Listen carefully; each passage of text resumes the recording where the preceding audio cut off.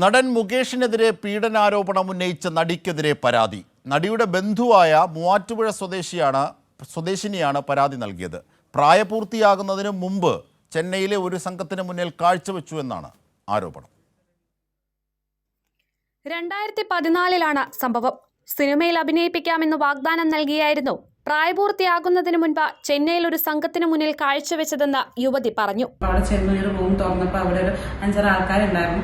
ഇവർ വന്ന് ഫസ്റ്റ് എന്നെ കണ്ടു, സംസാരിച്ചു, ആശ്രയിക്കാനൊക്കെ തന്നു. പക്ഷെ അടുത്ത ആൾ വന്നിട്ട് എന്റെ ബോഡിയിലും എന്റെ മുടിയിലും മുഖത്തും കവളിലൊക്കെ അവരുടെ മുന്നിൽ വെച്ച് ടച്ച് ചെയ്തു.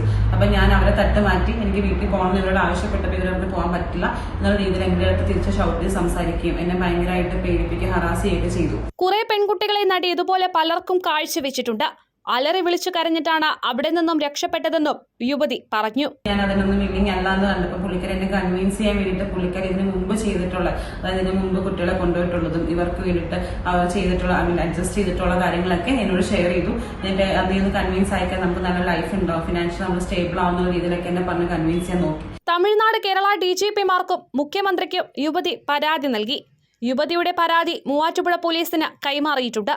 പ്രത്യേക അന്വേഷണ സംഘം യുവതിയിൽ നിന്നും മൊഴിയെടുക്കും. ഹേമ കമ്മിറ്റി റിപ്പോർട്ട് പുറത്തുവന്നതിന് പിന്നാലെയാണ് ആലുവയിൽ താമസിക്കുന്ന നടി 4 പ്രമുഖ നടന്മാർ ഉൾപ്പെടെയുള്ളവർക്കെതിരെ പീഡന പരാതി നൽകിയത്. യുവതിയുടെ ആരോപണം വസ്തുതാവിരുദ്ധമെന്ന് നടി പ്രതികരിച്ചു. കൈരളി ന്യൂസ്, കൊച്ചി.